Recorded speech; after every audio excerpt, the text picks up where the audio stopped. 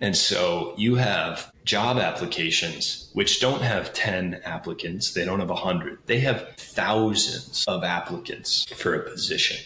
The champion is the person who lets you in the back door. You don't have to wait in line. You just go around the back. You have an inside man to let you into the company.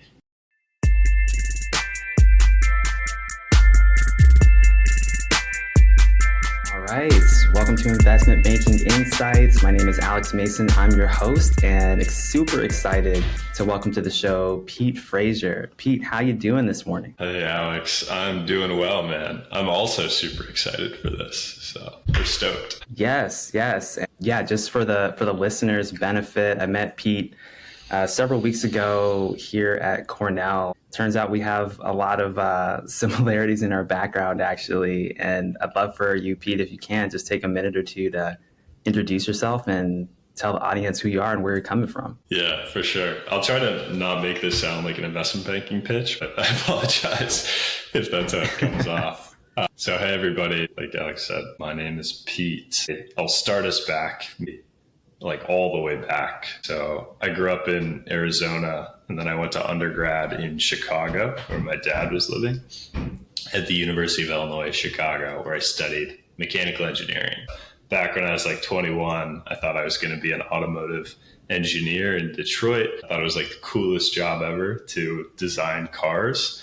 And then after speaking with some automotive engineers, I realized it was like one of the most boring jobs you could possibly get put into. I panicked right at the end of my college years, and I was like, oh my God, I got to do something else. So I woke up in a steel mill in Gary, Indiana at 22 years old. After a couple of years in the steel mill where I was doing like operations and stuff, I cut my teeth in manufacturing. I realized like, all right, I want to be doing something different, as I think many MBA students recognize. Maybe I want to be like moving at a faster pace. And so I applied for an MBA because I was like, I want to do something finance related. I'm not quite sure what that is. And luckily, by the grace of God, I got into Cornell for my MBA and very quickly realized like, all right, these guys and girls doing investment banking and are doing like the coolest thing in the world. Like I want to be a part of this exclusive little group. And so recruited for IB, went to Guggenheim. I'll wrap this up. Went to Guggenheim for the past 2 years, working in industrials MA in New York City, and then left in August to get married, take a trip around the world. My wife and I took like a 3-month honeymoon. It was the best ever. I'm still coming down from the high of that trip, I think. And then I started a business in January to help the next generation of MBAs looking to do investment banking, help them recruit, help them plan that. And it's been a super fun 2 months. Amazing. Yeah, that was an awesome summary, Pete. And so it's so interesting because, I feel like you've already experienced so many things that, like I've experienced and am about to experience. And a lot of the listeners are about to experience too, just getting into investment banking. Some people listening are still on the recruiting path. Some people already have their offer, but haven't actually worked yet. So it's awesome to hear from you and your experience and like 3-month honeymoon. Like that's amazing. I can't even imagine that. That sounds like a I really recommend cool... that part to everybody. Yeah. It's like you can skip the IB part. Just go on the 3-month honeymoon if you can. Right. Yeah. I got to do something special with my wife after graduation before baking starts for sure. So that's super cool. Yeah. Yeah, so it's interesting, learning about your story, Pete. You have a lot of similarities to my journey, actually. I mean, like I also studied mechanical engineering, did that, I actually worked as an engineer for several years, actually, and then came to Cornell, pivoted to IB as well. What was something when you got to campus and you started actually recruiting for the job? Like what surprised you about the process that maybe you weren't expecting going in? Yeah, well, maybe you can relate to this as like a fellow Mechie, but both as a function of being an engineer and of going to a like completely non-target school. Like UIC is so non-target, we're like off the map. Like recruiters don't know we exist, So I had no experience with the recruiting process. Like the only way I knew how to get a job was like get good grades, fill out applications online, and wait to be called. Had never spent time networking, had never spent time coffee, like I had never done a coffee chat, which maybe for some people sounds crazy, but for me, it was just like not part of my undergrad process. So to come in to Cornell and, you know, the first couple weeks, they're like, all right, you're going to have a coffee chat with every single second year who's done IB. And like learning this like super structured, basically pseudo interview process that was like just so rapid fire, right? You're having like 5 coffee chats a day. And on top of that, you're learning these things called technicals. And then on top of that, they're like, all right, craft the most compelling story you've ever heard about why you want to get hired into IB. And I'm like, well, I want to make a lot of money. Like, that doesn't sound super fun. So all of these things at once were crazy. But I think the real like jarring, it was sort of like pulling back the curtain of like, oh, this is how smart people get a job. You know, like they network, they coffee chat, they sort of get introduced, they get referrals. It was so eye-opening to me. Yeah. I know that was super eye-opening to me too. Like I worked as an engineer for 10 years, right? So I kind of been out the game as far as interviewing, except for one job switch that I did, company switch, and the rest were just internal moves. And so when I got to the coffee chat phase, I was like, wait, I got to talk to all these people. And it's like, why do I need to do that? And, you know, as an introvert, as I think many engineers or, you know, tech type people are, that can be a daunting task if you've never done it before. And I'm sure, you know, applying to the MBA in the first place, you also do interviews as part of the process. And so I'm sure that, you know, as I did, you also got a little bit of a time to dip your toes in the water to kind of see what that's like. But would you agree that like after that coffee chat process, like did you feel more prepared when you started talking to bankers full time? Yeah, definitely. And I'll also caveat with, like my cohort, like I started in 2020, which of course was like a totally normal year and nothing of note happened. But like we went into virtual conversations immediately. Like every briefing of ours was virtual. And I'll tell you a story. Like I'm a goofball. I like do not approach recruiting smart when I started. And we were all starting to just figure out Zoom at this point. And so a lot of they've now removed them. But at this time, a lot of the companies still had the chat feature available, like in their Zoom calls. And so I spent a lot of corporate briefings just like messaging my buddies, because you could do this, you know, you could just like type while listening. But after the third corporate briefing, it's like, it's all the same information. You're like, all right, let's get this hour over with. You're sitting at home in the dark, like in a suit. It's super awkward.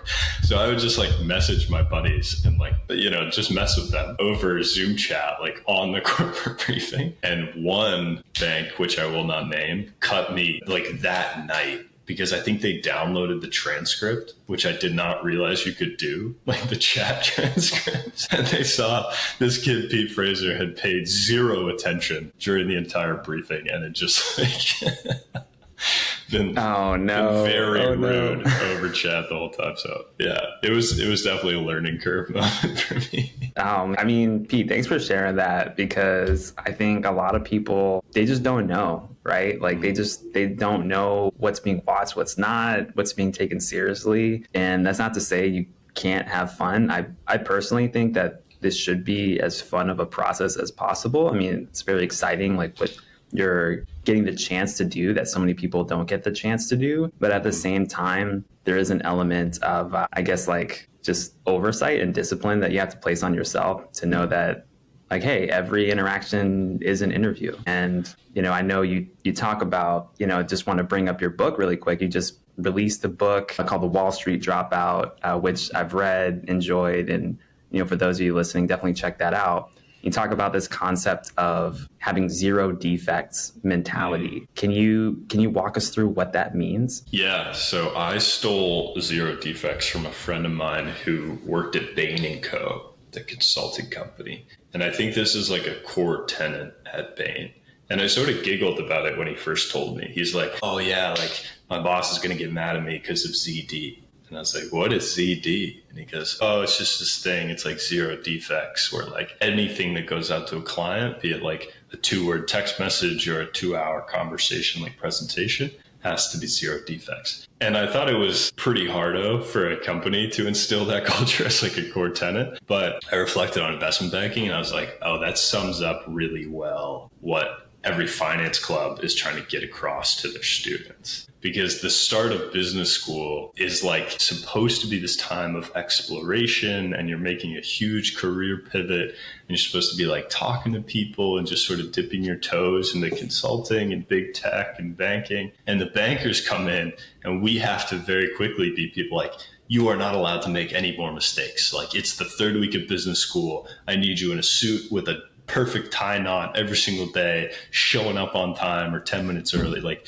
it's this zero defect mentality is what I try to get across, because as I saw it my second year, like leading the finance club, as you will see it, like when you're leading interviews on the banker's side of the table, most people are making mistakes frequently. They're just not applying this mentality of like checking over every single email, checking over their resume, checking for typos, checking their stories, practicing their pars. Like, there's so many elements of it to break down. People just think like, as long as I get the technicals right, I'll be fine. Like, the rest of it will figure itself out. It's like, actually, you have to be perfect and do it right the first time and every time after that across every bucket of the IB interview process. So it's stressful, but I think that's why I start the chapter of the book with that portion, is like, just so you know, like, this is the expectation.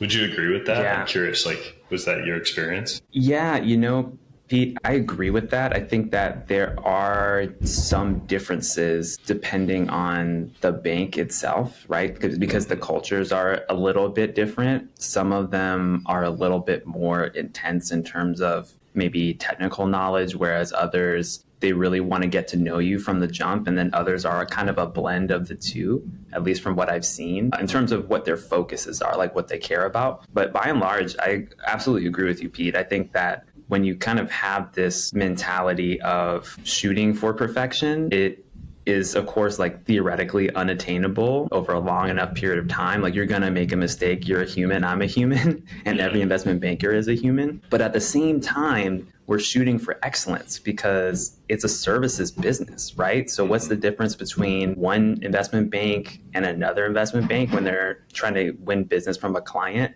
Like, yeah, maybe they model things a little bit differently. Yeah, maybe they have some different capabilities here and there. But at least from what I've observed so far, and, I would love to hear your thoughts on this, having worked in industry for a couple of years, like, it's really about the service and approaching things from that mentality of, hey, like, I really care about my client's time. I really care about what they're trying to do.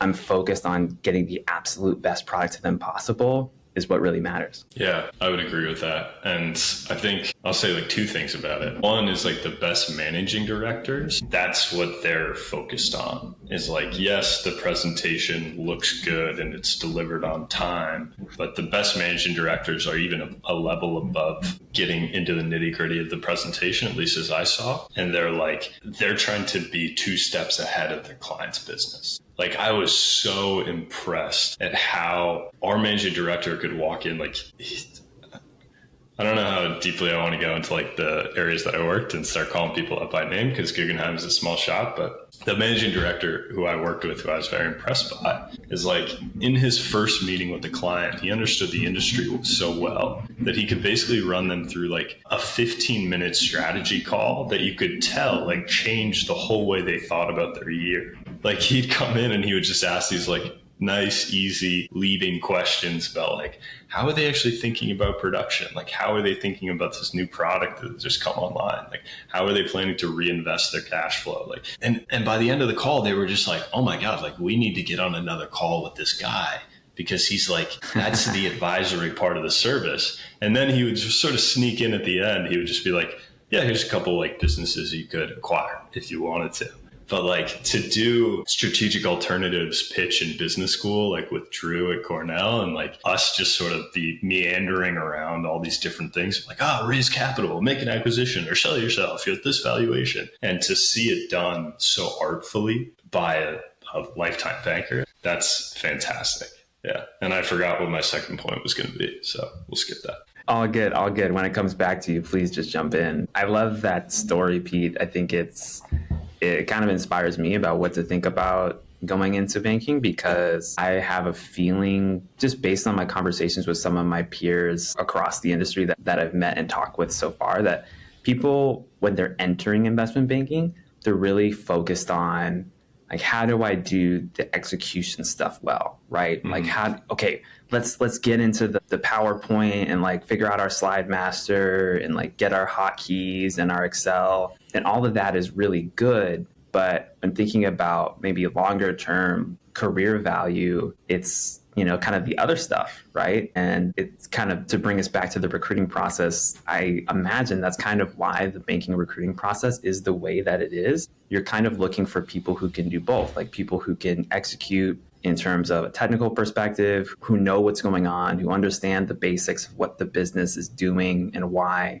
as well as, hey, can you go talk to somebody? Can you understand their needs? Can you actually add value to them by helping them with their concerns? Yeah, this is bringing up like so many ideas in my head. And this is what I love. Like, Alex, when you and I first talked, I just saw there was like such an overlap of interest, which is so fun. But one of the things that I talk to students a lot about in my workshops is you have to be able to show your interest as opposed to just describe it. Like, that's what a banker is really, or at least I'll speak for myself. That's what I was really trying to suss out, like on the banker side of the interview table, is like, if you want to go into industrials, like, are you actually following what's going on in the market? Like, have you thought about valuing one of these companies and potentially investing in one on the side? Like, how deeply do you actually spend your time reading the research or coming up with reports or thinking about these sorts of things versus you just telling me like, yeah, I worked at Stanley Black & Decker for 5 years. I love industrials. Hoorah.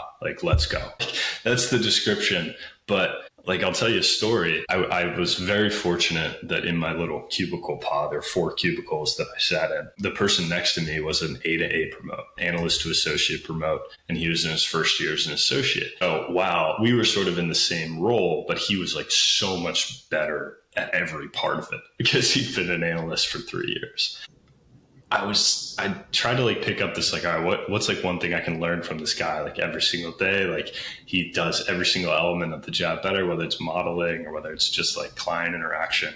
And one thing I saw and what he got good feedback on was like, every time he got assigned a new company, even if it was just for a pitch deck, like no deal, no bake off in the future, he would take time, like potentially hours, and print out research on the company, print out the company's website, like go through and try to learn the entire business. And this struck me as like crazy when the demands on an A to A and like a first year associate, you're getting thrown to the wolves like every 30 seconds. You have no idea what's coming. Like, you have no time.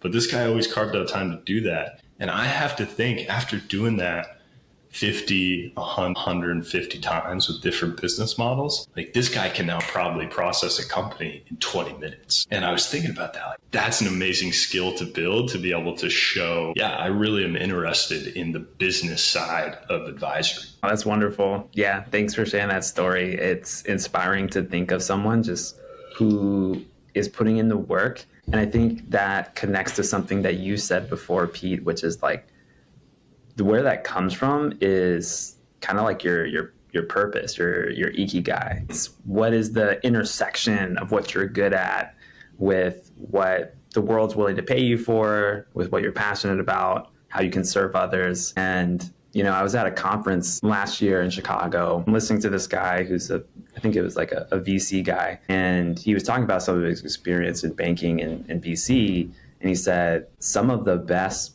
people in the office were those who seemed to have a lightheartedness about their work. Like, they treated it as a game almost. And that always stuck out with me. I'm curious if you agree with that or not, but that just stuck out to me as like, you kind of have to be having fun, and finding the fun parts of what you're doing can really unlock a whole new level of mastery. And then, outcomes, like great outcomes and great service as a result. Yeah, I like that. I certainly think it's important to have fun in any role. I was maybe lucky or unlucky to start my career in Gary, Indiana, in a steel mill. Those are 2 places you do not often imagine having a good time.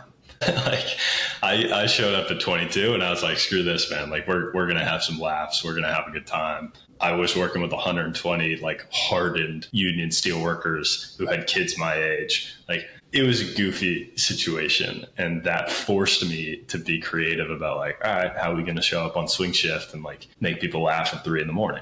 You know, like I was forced to do that. And I was lucky to like bring that mentality to the street because I was still working at 3 a.m. and people were still not having a great time. And so like there was a lot of banter. There was a lot of back and forth. Like I was just catching up with a friend of mine in Boston who had also left banking at a close time to me.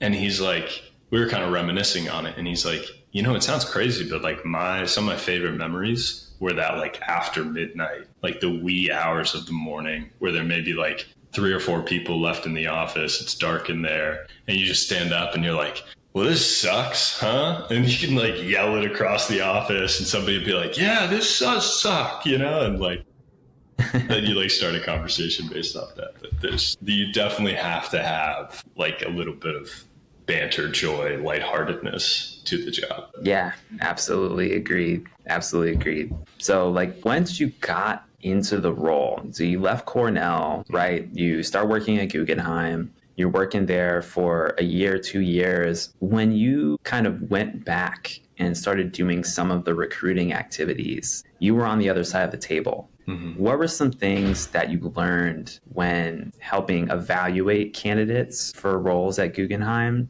that maybe you didn't expect or that you just didn't know when you were in the recruiting phase yourself? I didn't know anything when I was in the recruiting phase. Clearly, I was getting cut for like blowing up people's chats. So my starting knowledge was zero. But to a point you made earlier, I think it's a really good point that people discount. Like, I think people who are coming into investment banking think that every investment bank is the same and they just have different brand names. And I would push back on that and say there's actually like widely varying cultures at the firm. And culture is sort of a no-no word. Like you're not really allowed to ask straight up, like, what's your culture? Can you describe it? Because it's hard for people to put into words. But Guggenheim, for example, when I was there for the group I was in, I will not say this is all Guggenheim, but when I was there for the group I was in, we were much more focused on like, is this person somebody I want to spend 18 hours a day with? Like, are they fun? Do they have like a real personality? And so like a lot of people show up to interviews and they're really robotic and they're really nervous and they're really focused on just like, please ask me technical questions so that I can impress you. And on top of that, like they bring up topics that were just out of this world for like if you and I were having our first conversation and they're like, all right, Alex, I noticed that the Fed recently did this new interest rate policy. And I'm really just thinking about how it will affect the new debt issuance of GM. And I'm like, are you out of your mind? Like it was so clearly just like let me impress you. And they had not gotten the message that like, my group at Guggenheim is a bunch of goofballs. And like, yes, you need to be able to do the technical side, but we just want to hang out. Like we want to avoid the pain of this coffee chat experience as much as possible. But maybe they were just coming off like, you know, a different bank's interview process where it was just like technicals the whole time. That's one thing that surprised me, even being on the banker side of the table, was like, it's hard to express that to a student, which is tough, but you hope that they can sort of suss it out quickly. Yeah, it's really poignant. I think that, you know, a lot of people think that interviews are like school is, right? Like in school, you're rewarded for acing exams. And how do you ace the exam? You study, you practice, and then you do those equations and you're so excited. Yeah, I got the equation right. Boom, I'm successful. But when you're in conversation with a working professional who's got a whole life, they're working all these hours, they're doing a lot of different things. Maybe they're going home to a partner or kids. And it's just like, that just doesn't resonate, right? This is not an exam. It's like, oh yeah, how's everything going with the interest rates? Like, I don't know. Let me call Jerome Powell on speed dial right now and see what he thinks. Like, I don't know. Like, let's talk about something else. Like, I think that's a great point. I'm glad you said that too. Like, I want to hit home this point of there's a difference between being a good student and a good interviewer.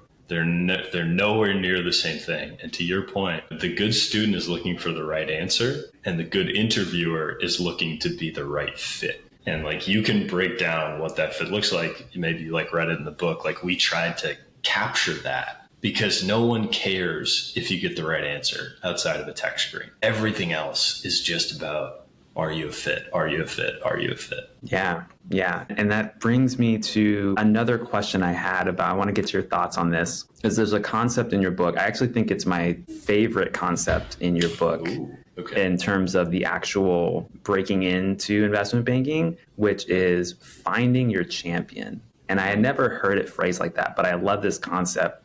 Can you explain what that means? Yeah. So at the highest level, I tell the story of when I asked my grandfather, who's since passed away, but when I used to ask him, I was like, how did you get a job? Like, what was the process like, right? He was a lawyer in Canada. And he makes it sound like he just walked down a street in Winnipeg, Manitoba, and sort of stumbled into a law firm. And they were like, how you doing, pal? And he's like, well, I'd like to make some money. And they were like, well, come on back here. We'll get you all set up. Right? And that was the interview process when he was alive in the 1800s. And then I asked my father, and I'm like, all right, Dad, like, how did you get a job? He was an engineer. He worked at a pulp mill in Canada, and then he came to the States. And he makes it sound, he's like, well, I had to do way more work than your grandfather. All right, I had to fill out this whole thing called a resume, and then I had to submit it to people, and they'd be like, well, Doug, it looks like you spelled your name correctly on your resume, so you're hired. And now we're in our generation, and the competitiveness has curved up exponentially. And so you have job applications which don't have 10 applicants. They don't have 100. They have thousands of applicants for a position. And I think of this visualization as like, here's the firm, and here's this line of applicants out the front door. And getting to a champion, the champion is the person who lets you in the back door. You don't have to wait in line. You just go around the back. You have an inside man to let you into the company and introduce you to the hiring manager. And the way this is done, it's not sneaky, it's not nepotism, it's not like cheating the system. It's networking and referrals. And that's what I try to instill into people who are recruiting for IB in the spring, is like, stop waiting in line. That is the slowest way to get an offer. Network your way to a champion who will advocate for you, who will pound the table for your application. That's the description. Yeah. Yeah, I love that. I think it's just highlights the point that this is all about people. And if people feel that you're going to be an amazing fit and that you're the right type of person in terms of your diligence, in terms of how you present yourself, all of those things. And also, like you said, like someone you want to be around for 18 hours, then they're going to say something for you in absence of other candidates, right? I think what I've noticed talking with a lot of people applying for investment banking jobs right now, especially from like non-target schools or even target schools where they missed the cycle, right? And now they're kind of on their own. They're like networking is hard. I'm just trying to have conversations. They're struggling to even make that connection. Like, how do I find that person? And that's the hard thing that I'm seeing, Pete, from the perspective of people I'm talking with right now. How do you find the person? Are there any guidelines to do that? I have my own thoughts, but I'd love to hear yours. Yeah, I won't claim to be like a guru in this area at all, right? It's basically my full-time job at this point, but I'm learning more and more every day of how do you make these connections in the spring when it's crunch time in your MBA. And I think it's a couple things. Like, the first thing you have to do is get very organized on your existing network. So you've got your personal network, your professional network, and your alumni network. And some students fall for this mistake of like, all right, I went to business school at Cornell. The only people that I should reach out to are other business school students from Cornell. Couldn't be farther from the truth. All right. As we know, Cornell sends a ton of talent out from the undergrad and the graduate level. Cornell Law, Cornell Hoteliers, whatever it may be. And you can reach out to every single one of these people. Now, before I get into that, I'll say the same thing about company. For your pre-MBA experience, like, a lot of international students work at these global multinational corporations. And they think like, well, I don't have a network in the United States. It's like, yeah, but you also worked for Deloitte. You know how many people work for Deloitte? You know what you can say to those people? Hey, reaching out as a fellow former employee, right? Maybe a lot of them came from India or from wherever else you came from internationally, right? Like, don't silo yourself into these buckets that we sort of, that's like a problem that this problem assumption that we make to start. And then on the back end of that, it's when you're looking to make a connection with an individual, you have to reach out and ask to be like, you have to reach out for interest of that person, not to ask for a job.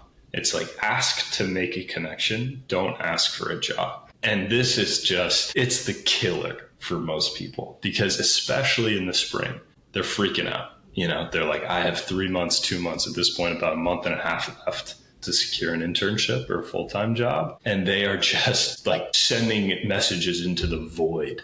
Like, hello, I go to a good school, please hire me. Like, that's how the message reads. And nobody wants that. Like, whether it's an investment banker who's getting blown up with 100 different types of cold outreach a day, or it's somebody who's like in rural Minnesota and you just found this person. It's like, what you need to do is say, hey, I saw you work in this field. I'm a business school student. I'm super interested in that. I'd love to learn more about your experience. I'd love to learn more about your team. I'd love to learn more about your transition into this role. Like, you're looking to learn. People want to talk about themselves. All right, not just me on this podcast. Like, that's what you're trying to tap in for people. So you said you had your own views on this, though. I'm curious if that aligns with what you think. Yeah, no, it definitely does, Pete. I think it does align. It's important, back to what you first said, I think, of getting organized. So many people are not organized, and they kind of lose track of who they talked to, who they didn't. And I think just the very act of writing everybody you know down, or going on LinkedIn and just clicking your connections and just reading, like, oh yeah, I forgot, I know this person from this one place, and so-and-so's a connection of another person. Just the act of going through that process will spark a lot of ideas of who to reach out to. So I really agree with that. And I think the bigger point, though, Pete, is the willingness to learn, right? And approaching those conversations from that perspective. I think that people are under the false impression, there's a lot of 20, 21-year-olds out there, hustling for IB jobs. And they're like, if I don't get it this cycle, it's over. Yeah. Like, I can't ever do this again. Yeah. And I think especially especially for the undergraduates out there, like, it's definitely not over. Number one, you can apply to MBA programs like I did, like Pete did, get in that way. You can also do it like kind of in adjacent routes, like just start networking, continue networking with people in industry, find a different job that's not banking at all, but might give you some valuable skills you can use later. And then you network your way into that other position. Yeah. So kind of like the thing I would add to that is approach things from a perspective of curiosity, but also, never give up.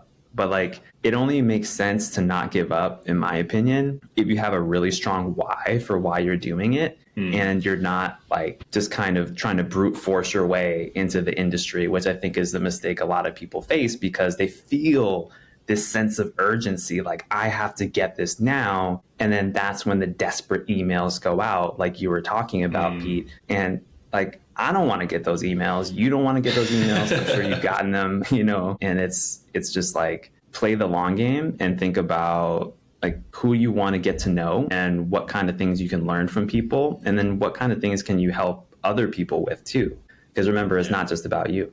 Yeah. I got a really good piece of advice. I heard it probably on a podcast.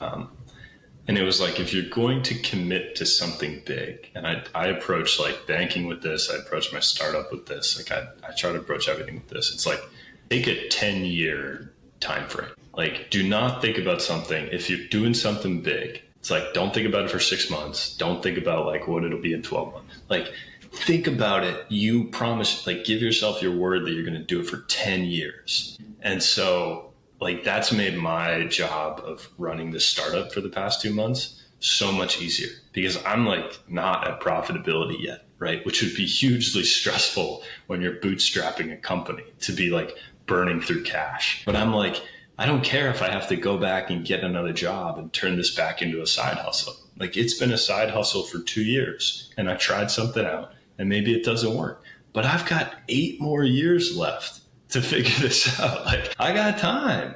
And in the same way, like, I know that you did not just wake up one day and 6 months later have a job on Wall Street. Like, you had to put in hours and hours and hours into the GMAT studying and writing your essays and preparing for B school, figuring out your why banking, going through the months process, doing your internship. Like, now you haven't even started, right?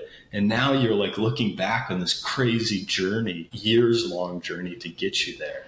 Like, that's so important. Such an important perspective to have, I think. Yeah, I totally agree with that, Pete. It's like, I think we kind of need to be dual minded with things like this, is my perspective of like, have the long view, but also kind of break it down to the micro actions that we can take today that will pull us in that direction. It may not be some huge leap forward, even in 6 months or a year, but it's like I'm going to send one email today. I'm going to research one company today.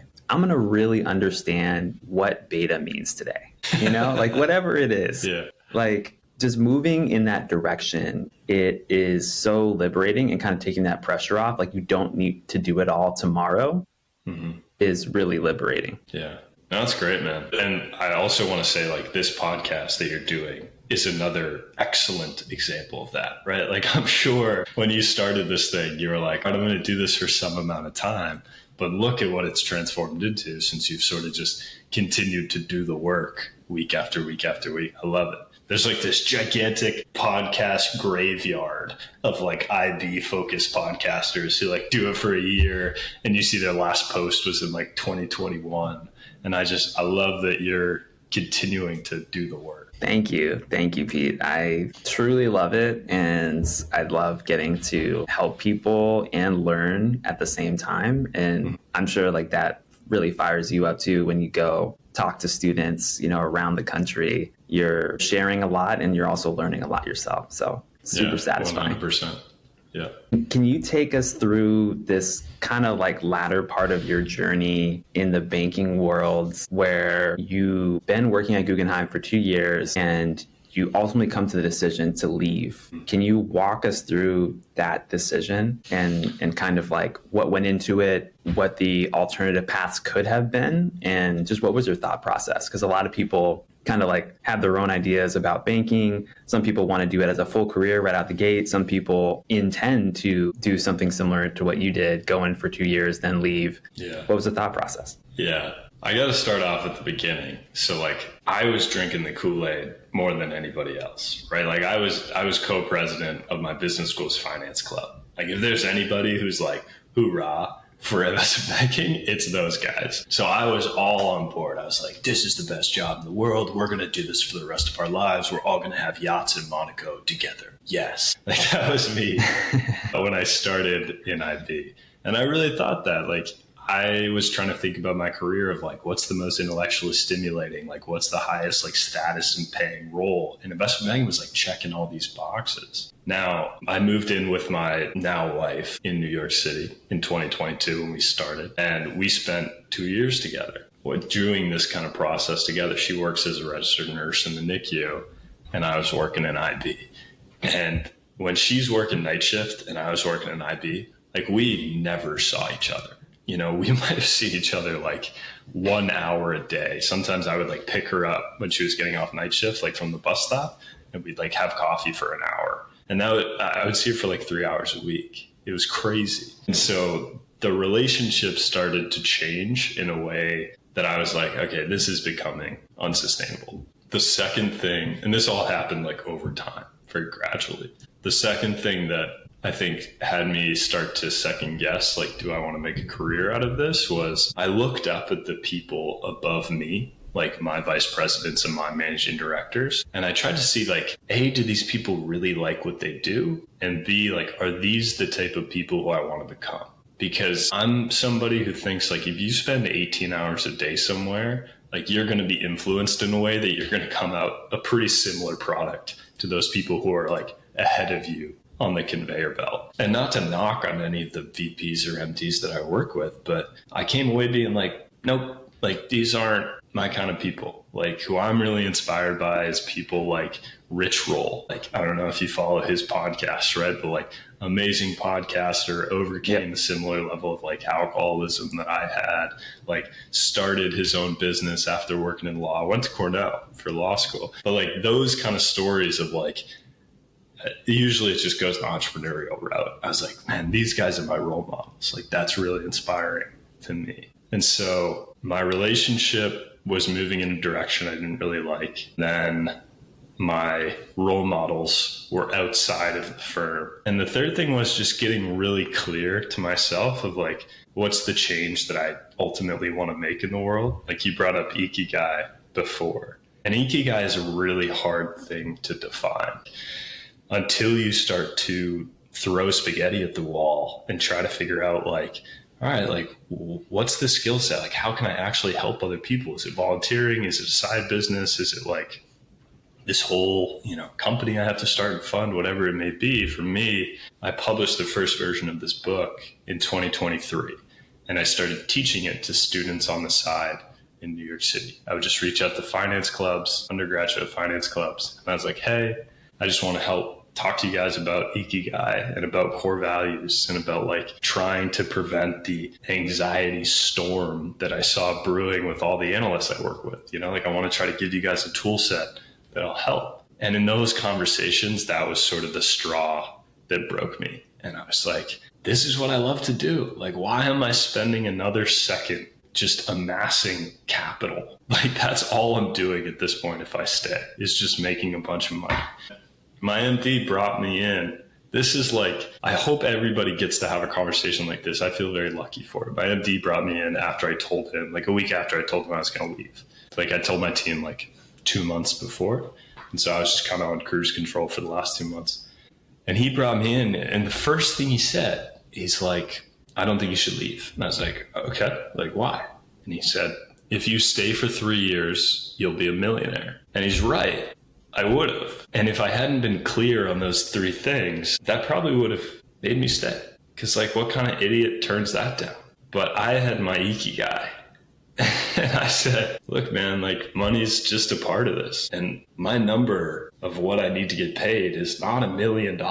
So like, I'm comfortable and fulfilled and happy to walk out of here, like, holding my head held high, knowing that I'm like getting closer to fulfillment. Yeah. And, Pete, thank you for sharing that story. I think it's very important for all of us because we're all working towards something, because we think that that something is going to give us some kind of benefit or reward. Mm-hmm. And in many cases, that's absolutely true, but it's not without trade-offs. So it's important to understand, no matter what decision you make, there's going to be a set of trade-offs. You're going to have to pay some kind of a price, whether it's a direct price or an opportunity cost of things you're not going to get. And so think very carefully before you set out on a journey of like what you're getting into. And I think for people listening, most people listening are already at some point along the recruiting journey. They've already decided, yes, I want this, but make sure you keep in mind what your motivators are. There's this thing I learned, I think it was from like a YouTube video a while ago. It's like there's 4 core motivations for people, okay. The 4 M's. One is materialism. They like nice things, not like no moral judgment. They like nice stuff, right? There is mating, the ability to connect with people, to walk into a room and have people just like love them, not just in a romantic sense, but also kind of in a social sense. The third one is mastery. These are people who they want to be the best, right? They want to be at the top. They want to be seen as the person who is kind of like the person who knows everything or knows what's going on, and the one who's kind of like top intellectually. And then there's like the fourth one is momentum. And you see this with a lot of entrepreneurs, very motivated by progress. Like, am I getting further today than I was yesterday? That makes me happy, right? And so everyone kind of has different levels of these 4 M's, if you will. And I think that going into a career path as demanding as investment banking, it behooves us to really take stock of who we are and what we think really motivates us. Because when you're sitting there at the cubicle at 12:03 a.m. and the lights go off, Or, like I was this summer, 4 a.m. one night and just no one's around. And I'm just like, damn, like I'm sitting here doing this. I'm really doing this. It's important to kind of quiet the mind and just ask yourself, like, why am I doing this? And it's not to say that one path is better or worse. It's just know who you are.